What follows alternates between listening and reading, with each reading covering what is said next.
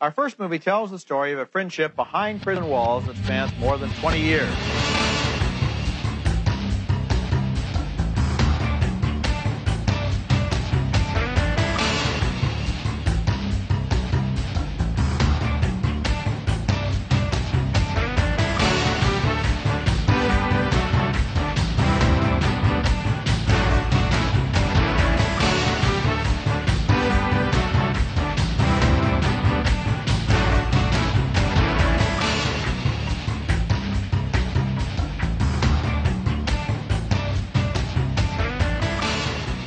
Welcome to episode 7 of Middlebrow Madness, an exercise in podcast hubris. My name is Derek Gane.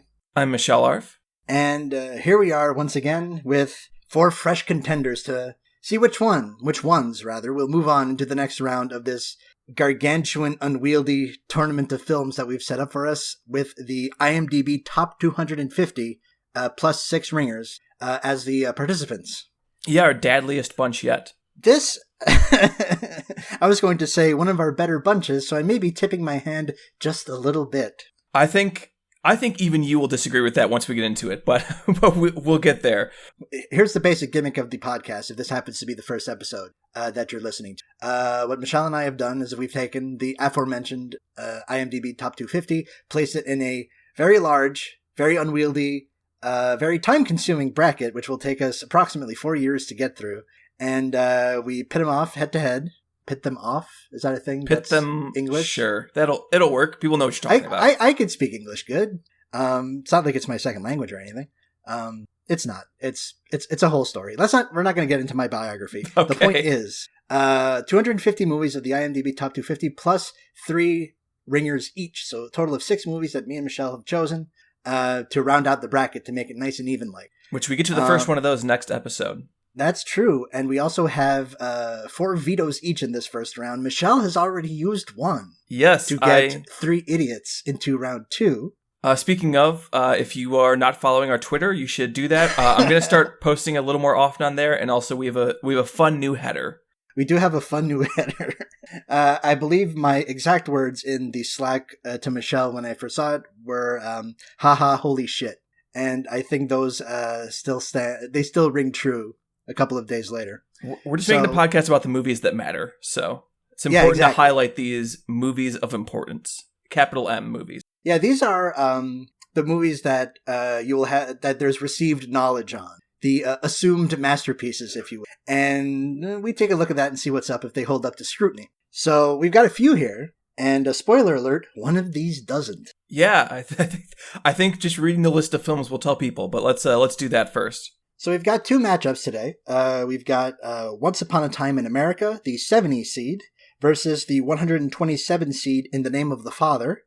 And our second matchup is the 59th seed, Paths of Glory, against the 195 seed, The Passion of Joan of Arc. Some interesting seeds here that I wouldn't have really expected. Like Passion of Joan of Arc being that low is surprising to me.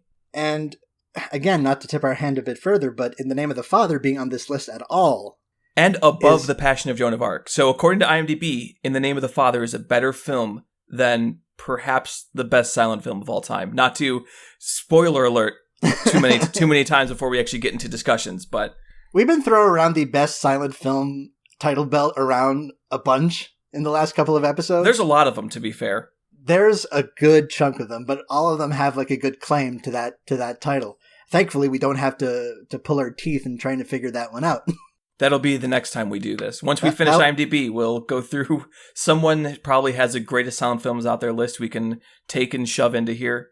Oh, undoubtedly. So if you'll indulge me, I'm going to read. I'm going to do a little tale of the tape for our first matchup. Okay. So, Once Upon a Time in America, released in 1984, directed by Sergio Leone, based on The Hoods by Harry Gray, starring Robert De Niro, James Woods, and Elizabeth McGovern.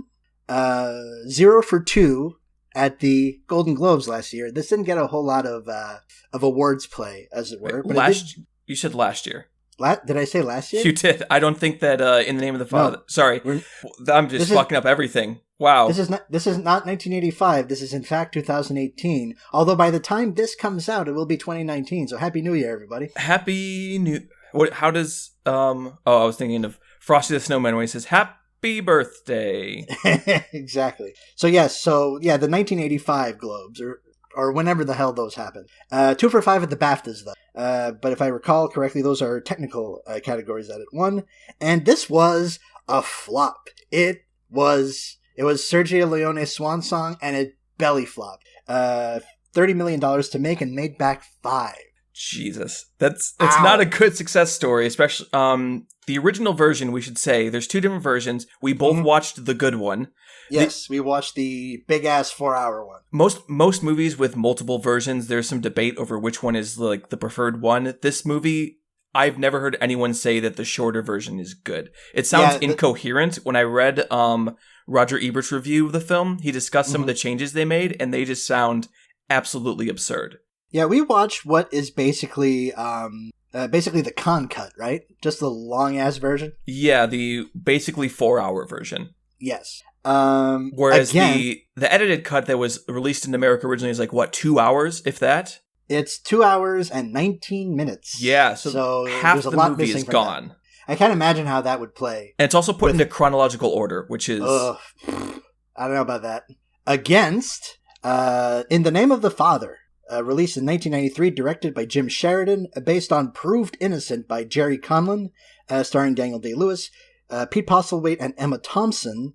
This was an actual hit. This was $66 million on a $13 million budget, and was nominated for 7 Oscars and lost every one of them.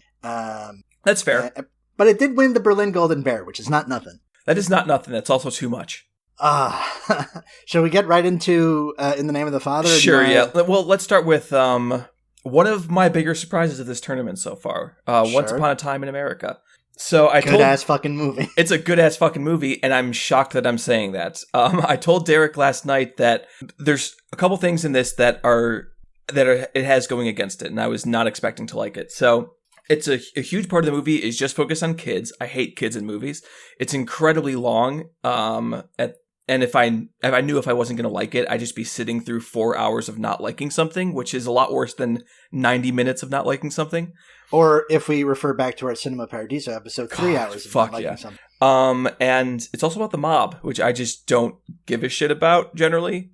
Sure. We'll talk a little more about that, I think, once we get to The Godfather, kind of the mob movie in many ways. Sure.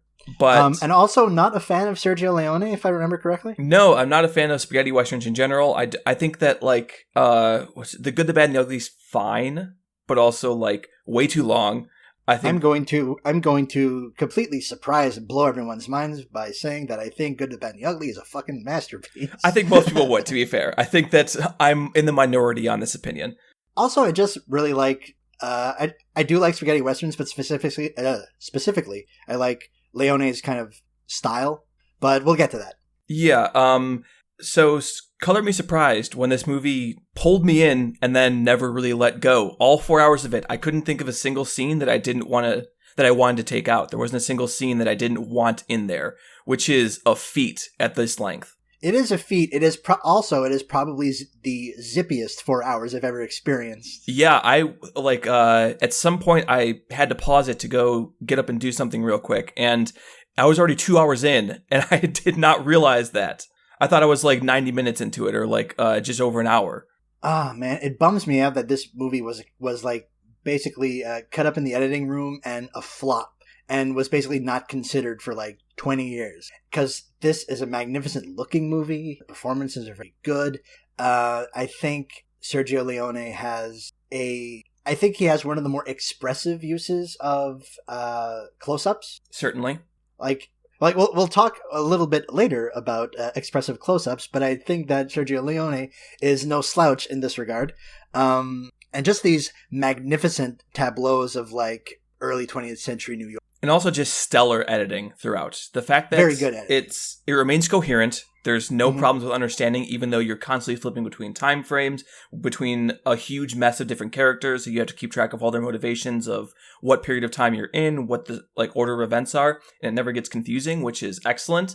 There's a scene early on that I think kind of clued me in on the fact that I might be into this movie. The inciting kind of incident that brings us into everything is we see Robert De Niro strung out in an opium den, and you just hear on the soundtrack of the film a ringing phone. You have no idea where it's coming from. And you kind of go into either his memory or a flashback or something like that, and the phone keeps ringing. And what it rings for like what feels like 10 minutes. Yeah. And what I expected was, we go into the flashback and we see where the phone is, and then we pick it up and there we go from there. That's how movies work usually. Instead, we see him outside and we see looks like people he knows are dead on the ground, and we see him go into a speakeasy, it almost looks like, or a club of some kind, and wander around there for a bit. We see him pick up a phone, but then that's not the phone that's ringing. Instead, because the phone keeps ringing. The phone keeps ringing, and we cut to a different phone that is then picked up. And that takes a good 5 minutes to get through the entire sequence. And the restraint that it shows and the way that it pulls this really complicated sense of history and complicated sense of cause and effect and what it's like to be haunted by your past into just what should be a bog standard match cut, basically. It clued me in on maybe what the film was trying to do, and it was it goes from there, and it never really stops going. Yeah, it's a feat of it's a feat of movie making. I mean, it sounds kind of cliche to say it like that, but it's this was Sergio Leone's last movie, and he put everything into it. He sunk, not just in terms of resources, he went for broke stylistically as well. And succeeded in it, which is... And succeeded. It's already difficult enough to do what he's trying to do decently. The fact that there wasn't a single... Well, there's two things that I had an issue with, which we'll get to in a moment, I'm sure. But those two things are relatively minor. And the fact that besides that, I couldn't find fault with anything that was happening in the movie. I think that a lot of times it can be really easy to take things for granted in movies. Proper editing, proper use of space, proper storytelling techniques, but you don't actually see them all that often executed perfectly. I remember, I think it was when I saw Captain America 2 that it kind of struck me wow, that movie was edited properly and things paid off and there was setup and payoff that actually made sense, and it made me realize how often I watch movies that just don't have that. Sure. And it's not that every movie needs to have those things, certainly. I'm a huge fan of non-narrative film. And film that doesn't tell a story at all and kind of messes with those rules, but to see it executed so expertly is it's still magical every single time. But it's easy to forget. It's easy to forget magic. Yeah, the idea with editing and just blocking mise-en-scène, it's you only really notice when there's a snag, when there's friction in your interpretation of it, whenever you receive it on a screen, that's when you notice the bad stuff. If it's good, you don't see it unless you are looking for it. Or unless it's just exceptional, which I think this... Or it's just exceptional. If you, there's two times you notice it, when it's really, really bad and when it's, phenomenal. And one thing I do have to say is also phenomenal in this film is acting. The acting throughout, including the kids. The kids are actually pretty good. I've harped on some bad kid acting before in this podcast, but sure. I liked everyone who was in this movie early on. Shocked myself in that the fact that I cared about what's happening to these kids, their story of growing up. Although, should I get into the couple things I didn't like about the movie? Because I feel like that's a pretty good segue there. Sure. So there's one minor problem I have, which Noodles, we haven't even said the main character's name. The main character's name, Noodles, played by Robert De Niro, or his nickname is Noodles. One David Noodles Aronson. Yeah. And he, towards the middle of the movie, he rapes the main character. And, yeah. Or not towards the middle, it was the last third, because there's an intermission immediately after that, and it was a weird placement of the intermission. But, so after that scene itself is actually very well done and is properly disturbing and haunting. It sucks. And then the next scene, that character that was assaulted gets on a train, and we see Noodles looking at the train and kind of watching after it, but there's this romantic swelling music that just doesn't match at all. And I don't think what the fuck are you doing? I don't think it's any that Leone intended romanticism there. It doesn't, especially given how that plotline resolves later in the film. The way that plays out, that kind of Sting plays is more, I don't know, it's not a movie that trades in irony, but it's more of a counterpoint. Yeah, so that felt a little off to me. That's more just a music choice thing than anything else. But the bigger issue I had with it, and that I discussed with Derek, is, as far as I know, Robert De Niro ain't Jewish. And the main characters in this are all part of the Jewish mafia. And obviously, I'm not a mafia historian, so don't quote me on anything I say here, but the Jewish and Italian mobs were pretty intertwined for a large portion of the 20th century, but at the same time, I feel a missed opportunity by using these characters' Jewishness as a backdrop instead of a theme.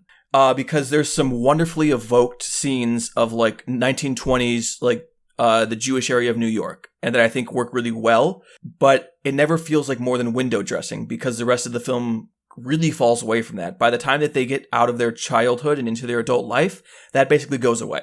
And having a Gentile actor play a Jewish mobster and also not include his Jewishness basically anywhere in the film, in terms of thematic resonance, feels to me like a missed thread that could have made this movie that much better. My half-assed internet research in this respect said that I found out that Richard Dreyfuss was considered for the role of Noodles, and that would make it more thematically appropriate. And I don't know, does it affect the quality of the movie in the sense that is Richard Dreyfuss a better actor than Robert De Niro, or does that even matter at all? I mean, they're very different actors is the issue. Yes, it's a different mood. Yes, it becomes a very different movie. I don't have that movie, so I can't say whether it would be better or worse or anything like that. Sure. But I think that's the thing keeping this movie from a 5-star for me. And right now it's at a 4.5 star. Like, I really enjoyed it. I'm actually looking forward to watching it again when we wrap back around in 6 years. Mm-hmm. But that's the one thing that kind of just really stuck with me the whole movie, that I was like, there's something a little bit off. Is there anything else you want to get into for, what's it called? I keep wanting to say In the Name of the Father, but Once Upon a Time, yes. Yeah, Once Upon a Time in America. Yes. I mean, I just think this movie fucking rules. I always fear, this is a bit of a meta commentary. I always fear that when I talk about a movie I like, I come off as sounding like a blithering idiot because all I can imagine is like, oh, this fucks. But like, I think this is, as far as a swan song goes, it's amazing. All parties involved are operating at like a 10. We'll get to it when we talk about Raging Bull, but I think this is a far better performance by De Niro. This is one of his best performances ever. I will agree, but we'll get to Raging Bull when we talk about Raging Bull. But now we've got to talk about In the Name of the Father, though. Do we have to, though? I mean, it's a nothing. I mean, we sort of have to. Yeah, it's a nothing movie. It's pretty paint by numbers. I was kind of astonished as to how by the books it was. It's not bad. I don't want to say it's like a bad film, but it's like, it's so straightforward. It's exactly the kind of movie you would envision from hearing the plot description, which, for those who don't know, we should just say, which we never said a plot description for Once Upon a Time in America, but I'm sure it'll have a second chance to get there. So, In the Name of the Father is about a young Irishman, played by Daniel Day-Lewis, who he leaves Ireland. I think he lives in Belfast originally, correct? Yes, Belfast, North Ireland. Yes, he leaves Belfast to go to London. The jolly old London town. And while he's there, he has some adventures. And when he comes back, he's being accused of a bombing that took place in a pub, I believe, or a pub or a restaurant, something like that. And the rest of the... So yeah, this is happening during the Troubles. It is, yes. We should say, yes, very clearly. And the rest of the movie is him in prison, along with his father, trying to overturn his conviction. That's really all that happens in the movie. Yeah. There's not a ton of imagination or flair or... Not even really a great performance by Daniel Day-Lewis, I'll be honest. I think he's good, but I think it's by far his most actorly performance that I've seen. I think it's one of his performances where, one of his few that when I look at, I don't think, wow. Or like, it doesn't have that kind of, not just the outsized character that he often plays in many of his roles, but doesn't have that certain sense of, oh, this is one of the greats that I'm watching. Oh, this is something unique and special. It felt like anyone really could have filled in for him. I mean, DDL comes to the table with a very specific kind of energy. And I mean, that is part why the movie is even in the ballpark of okay. But yeah, I feel like this is something someone else could have done. Peter Postlethwaite, who plays Jerry Conlon's father. He's significantly better. He's better? In my opinion. I also like Pete Postlethwaite quite a bit, to be honest. Sure. Everyone's favorite actor in Dragonheart, obviously. Sure. A movie I have not seen. Oh, you would love Dragonheart. It is so fucking dumb. It is.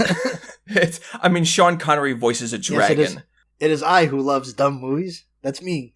Hey, it's okay. It's. I mean, it's fair, Highlander dumb. It's Highlander dumb.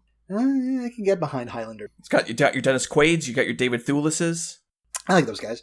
Emma Thompson thoroughly wasted in this movie. Yeah, she doesn't really do much at all. She's got like one solo at the end where she's just yelling at a judge, which is it's the worst. It's not the worst. Okay, I'm exaggerating, but it's like it's such a medium courtroom scene.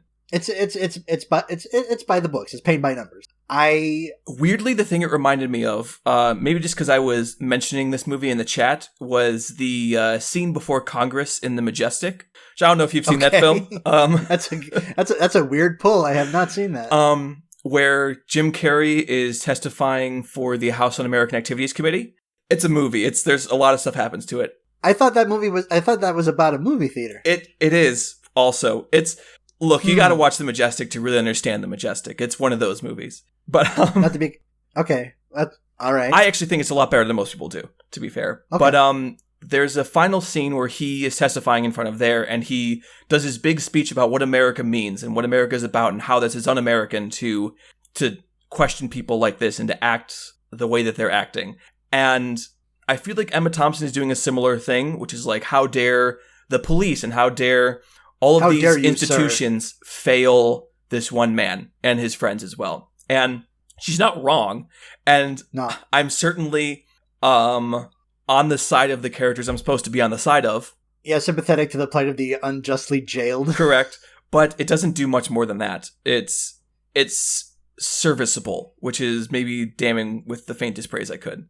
It's like, if you're gonna watch a movie that's about the Troubles, there's so many other great ones you can watch. Like, you can watch Elephant, which is incredible. That's the was it Alan Shepard? That's not the right name at all, but I know what you're trying to go for. Alan Knowles? Alan King. I don't think it's Alan. I'm like pretty sure. Alan Clark. Okay, you were right about Alan. Alan Clark. But yes. Alan King is the Canadian documentarian. I'm sorry. I got my Artie Allens mixed. Yes. So if you were gonna watch this movie, just watch Elephant instead. It's only like 90 minutes long. It's super short. And then I'm going to throw in a recommendation for a disreputable but tasty piece of violence that invokes the specter of the Troubles called what's it called? It's called The Foreigner. It's directed by Martin Campbell, who did a bunch of James Bond movies, and it features Pierce Brosnan and Jackie Chan going all like Jackie Chan goes Rambo in it for like a little bit, and he also gets to murk a couple of dudes. So that's fun. And also, I think there's the obvious specter of hunger. You can't really talk about films about what do you call it? Like imprisonment of Irish people under that time period without talking about hunger at this point. And where that film was very raw and very like frayed nerves, and you really understand what this conflict is and what it means. There's so many odd choices in The Name of the Father, like that Jimi Hendrix song that I oh yeah that whole it's a riot scene that's set to Voodoo Child, which is I like that song, but it doesn't match the tone they're going for, because the tone should be, I'm sorry, a little more serious when we're talking about like basically warfare on civilians, on Irish civilians, like British warfare on Irish civilians should be a little more serious than a Jimi Hendrix solo. If they were going to do anything, do Machine Gun. Maybe that's a little too on the nose, but maybe that's a little too on the nose. But I think the rest of this movie's on the fucking nose, so who cares? This is true. I mean, what can you score like the British elbow dropping of the North Irish during the Troubles? Apparently, a theme song sung by Bono. Oh God, and it completely that really happens. Useless. By the way, it's not just me being like Irish racist or something. That really happens. No. Yeah, it's a Bono theme song. It sounds like they're heading into the Achtung era, Achtung Baby era, or the Zoo TV era, as it were, because it's got electronic beats and shit. It sounds even worse than a regular U2 song, and those are already fucking terrible. I mean, I'll go to bat for some of the U records. Okay, but, I won't, but someone's got to protect Bono. Yes. Someone's got to be in Bono's corner. There's no one more oppressed than Bono. Even the Edge has it better than him. Oh my lord. Yeah. So yeah, this movie's not great. I mean, How much time we got left on this matchup? I didn't do the timer, I'll be honest. Mm. Mostly because I was trying to throw it under the radar so that I would have all the time I wanted to talk about Winter Light when we get there. But sure. I don't think, which is not in this episode. It is not. It's next episode. But I am on the long con. So I don't think we have anything else to say about this movie except there's a black prisoner who plays slightly minor like plot role, but only because like Daniel Day-Lewis gets like high in his cell. Yeah, he does. While listening to Bob Marley. Yes, which it's this movie is a thuddingly obvious motion picture. There's no subtlety. This movie's never heard of it, and I don't think that. I will say there was one scene that I liked. There was one image that I liked, which was DDL doing the pull-ups on the bed frame to Thin Lizzy, which is really good. Again, not exactly a subtle film. No, Thin Lizzy. What's this I hear about Thin Lizzy? Anyway, I heard the boys are back in town. But I think that's it. I think I'm glad we're not moving on, except I do want to say it's interesting that I totally didn't realize Jim Sheridan also made Get Rich or Die Tryin', the 50 Cent film. I did not know that. That's interesting. Wonderfully abysmal. If you're going to watch any Jim Sheridan movie, watch that one, and then follow... How the shit do you get from 7 Oscar nominations to Get Rich or Die Tryin'? Sheer hard work. Well, actually, let's do this. It goes... This is Jim Sheridan's director list. Or direction credits. My Left Foot, The Field, In the Name of the Father, The Boxer, In America, for which he gets a Best Original Screenplay nomination. Get Rich or Die Tryin', and then into Brothers, Dreamhouse, The Secret Scripture. I've heard of none of these movies except for Get Rich or Die Tryin'. I think I saw Dreamhouse. That was one. It has Daniel Craig and Rachel Weisz in it as well. It's bad for what it's worth. Yes. Also Naomi Watts. Yeah. It was critically panned by critics and was a major flop. I remember I wanted to see Brothers, but just because I happen to like Jake Gyllenhaal. Jakey G, right. Has Jakey G ever been nominated for an Academy Award? I know this has nothing to do with our episode. Let's see. So he received critical acclaim and won a BAFTA Award for Best Actor, Screen Actors Guild. Academy Award for Brokeback Mountain. Brokeback, obviously. One of his worst roles, but we won't get into that today. I like him a lot, and I like every actor in that movie. I think that movie's bad. Brokeback's in the 250, right? Is it? Probably. Should be. I feel like it should be. I mean, of any Ang Lee movie, it's probably that one, but that's kind of sad because that's maybe my least favorite Ang Lee movie. What else would it be? Ice Storm, I guess? Ice Storm's incredible. Crouching Tiger, Hidden Dragon could be. Crouching Tiger, yeah. Hold on. I actually happen to like his version of Hulk quite a bit. That's been getting like some reappraisal. So it's a very it's too cerebral for its own good. Let's say that. Crouching Tiger's not there, and neither is Brokeback. Life of Pi. I think Ang Lee got shut out. What about Life of Pi? People loved that movie when it came out. No, the only movie that starts with Life of is Life of Brian, which is at 183. Now that's a movie. But we can't really talk about that today. We'll get to that eventually. So that's actually coming up in the relatively recent. Well, it's still a ways away, but it's close in the bracket. Yeah. So I think it's pretty obvious to anyone listening. Once Upon a Time in America easily runs away with it. Congratulations, you get to move on. This next one might be a little more difficult, though. We have Paths of Glory versus The Passion of Joan of Arc. Derek, do you want to tell people about these movies?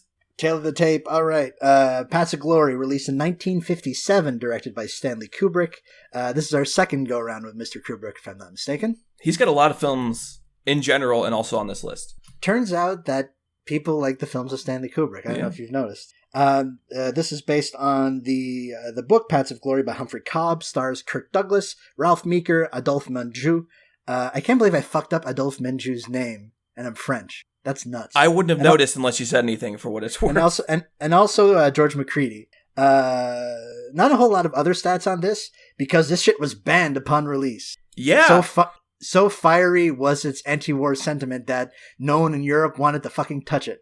It only got unbanned in a bunch of places in the 70s, well after its release. But so far as Wikipedia says, it was a modestly successful picture in the States, and it garnered positive acclaim for writer-director Stanley Kubrick, co-writer-director, I should say. And now it's got a Criterion edition. Yeah, it's a not to tip my hand, but it's a great movie.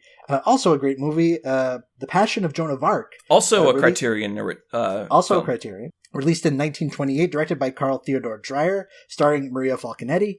and not a whole lot of ancillary stats other than generally considered one of the greatest films of all time. Yes. I think you'd be hard-pressed finding someone who doesn't love The Passion of Joan of Arc. It's a great... And I would love to be the dissenting critic here, as I will be on plenty of other episodes, I'm sure, but this is one I can't disagree on.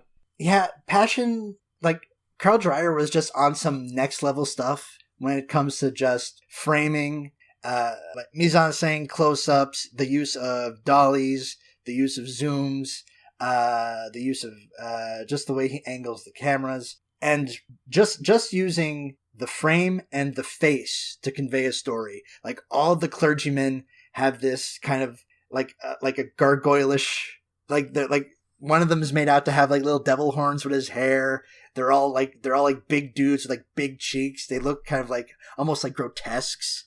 And I think I wrote this in my letterbox. I don't think that we've improved upon Maria Falconetti's expression of ecstasy and fear at the same time in the 90 years since. I think we're still trying to recapture that magic so far as like performance goes. Yeah. And I mean, this is one of those movies that it's so simple dirt simple. When you just look at the like how it's set up, exactly what it consists of, but it's so masterfully done, and it reminds you everything you can do with just lighting.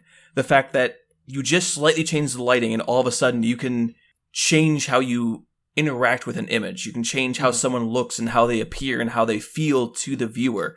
It's like those, if you look at really old like editing tests, just seeing like the blunt simplicity of how an edited image works. A lot of The Passion of Joan of Arc was so impressive for me to see how Dreyer had such a masterful control over everything he wanted to do that he could make those tiny things work. Like, as far as I know, there was just one set for the entire movie. You basically never see the whole thing. You only see it in close-ups and a couple mid shots like once or twice. Everything else is just like devastating, like a barrage of the most emotion that you can get. Yeah, because this is one of the things with silent film, especially when it's like unreconstituted and there's like no score. There's no safety net. It is you and what's on screen, and that's it. Yeah, and the constant use of just close up and these like not just close ups, like uncomfortable close ups, like really up in there. It's disarming. Yeah, it's super effective too, and even takes away the safety of the voice to like express what's going on. Whereas obviously there's intertitles that keep you up to what's going with the exact events. But obviously, even without those, this is a film, one of those sound films where you don't need those at all. You could totally tell. Cut them out and just completely understand what's going on. And because of that lack of any sound, and you're just focused on Falconetti's performance, she's able to do so many unique things, so many tiny movements, and this truly religious awe that she's able to impart and sense of divine suffering almost, that one might even say it is a kind of martyrdom. Yes, because apparently this was also very unpleasant to make, for what it's worth. And I'm trying to think of like even words. It's a wordless film in a very large way, in that you don't need language to muddy it up. You can just see it. Yeah, it is a felt film. And I should say I just found a fun little stat. So Passion of Joan of Arc in 2010 was named the most influential film of all time by the Toronto International Film Festival. I wonder how the fuck they figured that out. Yeah, it's not like it just codified an entire cinematic language, changed the entire face of the art form. I mean, yes, but I want metrics, damn it.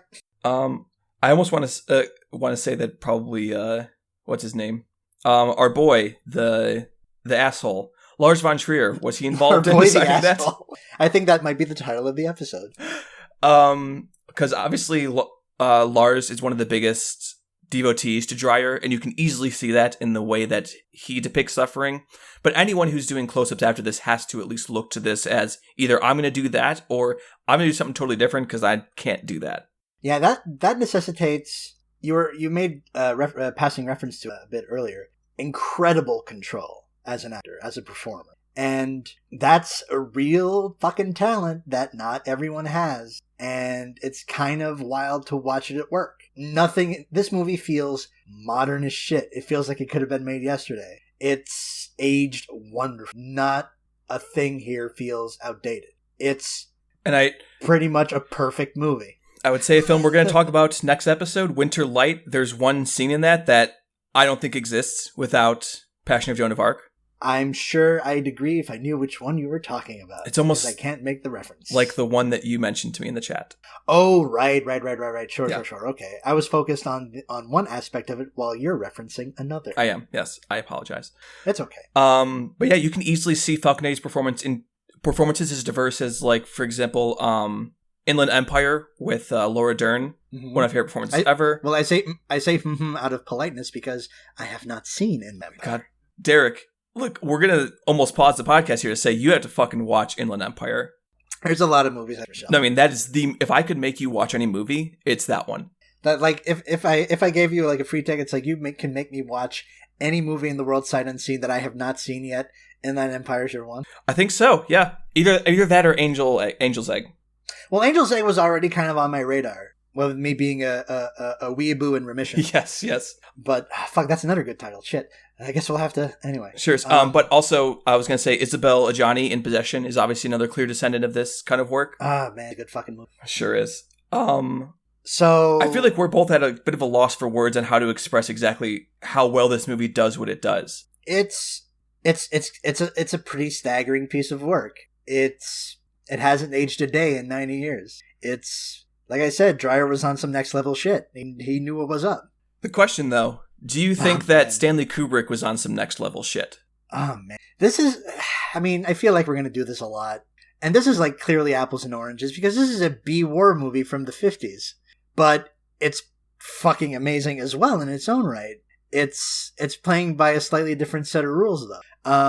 So Paths of Glory is part of the Kubrick Juvenilia, but it's one of the two twin pillar masterpieces of Kubrick Juvenilia, the other being The Killing, and the linking connective tissue between those two.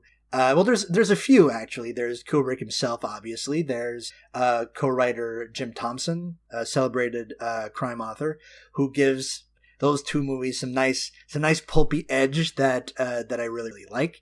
And a supporting performance by legendary weirdo and one of my favorite character actors of all time, Timothy Carey. I'm interested in why exactly this movie really stuck with you, or like really struck something in you, because you described it as like incredible, as really wonderful and amazing. I thought it was good. I thought it was okay. I thought it was good, but like at the same time, there's a lot of things here that, in the opposite of Passion of Joan of Arc, don't hold up to time. There's a lot of filmmaking techniques here that are very of their moment and now currently feel a little silly or outdated. Like, I think it's like I'm going to use the word generic as in of a genre and not as in like boring or whatever. Mm-hmm. Like, I think this kind of movie, the movies of this ilk, gives me a kind of generic pleasure. The way they're written, the way they're laid out, the way they're performed. And it's a movie that gets in, gets out. Again, this is a movie that I wouldn't cut anything out of. It's really, really zippy. I like the performances, but they're like generic performances, and I don't mean, again, boring. George McCready plays like an exemplary heavy. Kirk Douglas is quite good as the lead. I think this movie is an exemplary movie of this type. Whether or not it's better than The Passion of Joan of Arc as a film object, I don't know. Because I'm kind of grading on a scale. It's the Ebert thing. Of like, when you say this movie's like fucking amazing, what are you saying it's amazing against? I mean, like, if you go on my Letterboxd, both these movies have the same score. And see, I don't really grade on scales too often. For me, it's very much a matter of, well, would I put this movie up against Passion of Joan of Arc and they both come out well? In my opinion, not really. I think this film doesn't. I'm trying to think of a good way to phrase this, but like, I can easily compare, for example, or not easily, but I don't feel any problems comparing, say, Birdemic and Winter Light or Blade Runner or Freddy Got Fingered. To me, those are all they're all perfect films, and I wouldn't change a single one of them. And the fact that they're in these huge variances of genre and technique and ability don't affect how they impact me and how they make me feel. And Paths of Glory, what I was wishing for the entire time was more Kubrick. In that, I feel like there's a version of this movie where you take those moments that are wonderful in it and you let them breathe. I don't feel like this film ever breathes properly. Which what I would consider to be a plus, you would consider a minus. I guess, yeah, I would say that because I feel like the pluses of this film that you're seeing remind me of that old incorrect Truffaut quote. I mean, not that he didn't say it, but that I think he's wrong in that there's no such thing as an anti-war movie because movies are inherently exciting and like it makes war look cool. I think the zippiness of this film and the generic aspects of it, again, meaning like genre laden, undermine the film's message of being a truly anti-war film. It's too exciting. It's too fun. Whereas a film we'll get to in a short little bit, Come and See, again, every episode I have to talk about it. Fill out your bingo cards, folks. That's the one film I would point to and say, hey, here's proof that Truffaut was wrong. Whereas this film, I think, pretty much bears him out. I don't know. I mean, the actual battle sequences are fine. They're not, I mean, do they adequately convey the terribleness of war by their form and style? Not really. I almost go as far as to say that the centerpiece battle sequence is like, that needs to be there because the rest of the movie doesn't work otherwise, but I think I like all the other shit around it more. Like the politicking and the Jim Thompson shit and just like kind of... Because after that sequence, it is just a slow road to hell. I mean, I would agree that I think that that's the worst sequence in the film. And I'm not even talking so much as about excitement as I am talking about the film very much traffics in this idea of a great man who's trying to do the right thing. And it falls into the same problem I have with certain Jimmy Stewart films where he's like Mr. Smith Goes to Washington.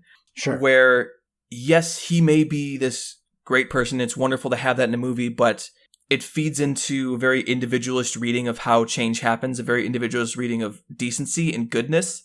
And by making a real hero out of Kirk Douglas, because he basically does nothing wrong in this movie. He's basically perfect. Basically.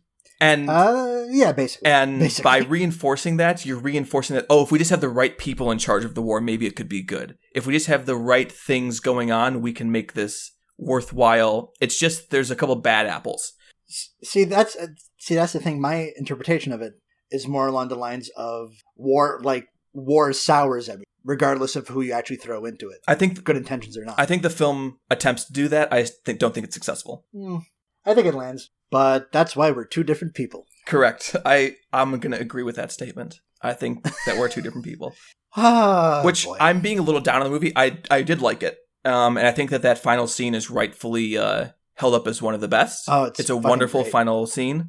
Really chilling. Like I think in a way that I wish the rest of the movie would be chilling. I think from when the three prisoners, including Timothy Carey, are put in holding until the end, it's a perfect movie. Like, no question. No. I will say that one thing that there's a couple more things that do work. I really like the image of the three of them lined up for firing squad, where one of them's literally in a stretcher, just like tied to there because he can't even stand anymore. Yep. And the comeuppance feels satisfying of the George McCready character. Thank you. Brigadier General Paul Meroux apparently is his name. This is one of those weird things where this movie takes place in France, but everyone has like an English accent. Yeah. I think he gets a good comeuppance, but I think it's also too pat and too easy. Even though obviously the point of it is that, hey, the lead commander, the actual like major general, doesn't actually give a shit that he did anything wrong. Right.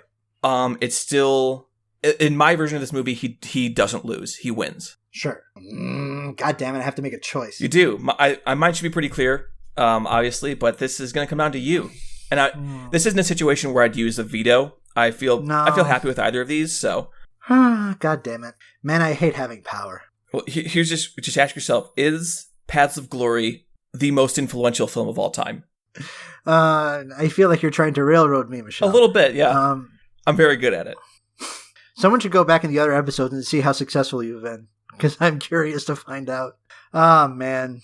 Talking about passion first, I think, swayed it in its favor. How so? Because I literally called it practically a perfect film. Would you have not called it that if we had done it second? I mean, I probably would end up saying that same thing too, but I get my kicks in 2 different ways from these 2 different movies. I guess the thing I'd ask you is, there's at least one scene we talked about that you didn't love in Paths of Glory. Is there anything that you didn't love in The Passion of Joan of Arc? No, it was pretty bulletproof. Not to go all utilitarian, like judging by like pure moral math or something, but well, I mean, yeah. Do you want to go with the one that glorifies war, or do you want to go with the one with the martyr? It's like, no, I think I'm gonna have to give it to Passion of Joan of Arc. Okay. Yeah, I think. And that's going to cause an even harder choice next round, because Passion of Joan of Arc is going against Once Upon a Time in America. Oh my! Like talk about your opposite. Both movies that have masterful use of close-ups. True. Oh man, this is. Oh god, what have we done, Michelle? What are we doing to ourselves? We're watching the greats. I'm actually pretty happy with how this is going so far. I've gotten to watch a lot of movies that I wouldn't have otherwise gotten to watch. Yeah, a lot. Like about half of this block that we're doing for me have been rewatches, and it's like I've watched Schindler's List spoilers. So that is wild. I mean, listen. We'll talk about that next episode, I'm sure. But like the list of movies you haven't seen is one of the wilder things in the world to me. And it's wilder considering the fact that I have a big old piece of paper that says I went to school for movies. I did not see Jurassic Park or Vertigo until after I graduated. So there we go. Where we have it. Oh, man, yeah. So, Passion of Joan of Arc takes it and will face Once Upon a Time in America in the next round when we get to it in, 2020 or whatever. Yes. Oh, my God. For next episode, anyone who's interested, we have Raging Bull versus Howl's Moving Castle. And we're going to have Schindler's List versus my pick, one of my three picks, Winter Light by Ingmar Bergman. Oh, we get to see if a ringer dethrones the 6 which we should. Exciting. We'll state it again next episode, but so people know right away. We did officially decide that if we disagree, if there's an impasse between a film that we chose and a film that was already on the list, the film that was already on the list automatically wins. So basically, next episode is going to be me spending, 2 hours trying to convince Derek that Winter Light is the 4th greatest film of all time, as my recent list that I made decided. And tune in to see if she succeeds. But until then, where can people find you on the internet, Derek? A bunch of places, but I think, not even, but you can go on Twitter. I'm there. Derek_G is my handle. And yours is, if I'm not mistaken, Space Jam Fan, correct? It is correct. How do people get in touch with us? They can either go to our Twitter, which is Reloading. Wrong show. Fuck. Oh, Jesus. Middlebrow Pod. Yes. Maybe it's 30 below at twitter.com. Yes, it is middlebrowpod at twitter.com, or you can email us at middlebrowmadness@gmail.com. Yes. Ross Burks, if you are listening to this show, please email Michelle and say that this show and the show y'all did together is not the same show. Maybe we'll get him as a guest on a certain episode, which... I'm calling you out, Ross Burks. Email us. Yeah, anyone who wants to, email us about whatever shit you want. Or if you want to give us a recipe for your favorite fruit cake recipes for holidays, we'll take it, we'll read it on air, we'll tell people what your great recipes are. That's a promise from me to you. If... I will second that. If we do get an actual legit recipe in the inbox by the time we do our next batches of episodes, we will read that shit on the air. So until next time, I've been Michelle Arf. I've been Derek Gane. Have movies, be jolly. Happy New Year.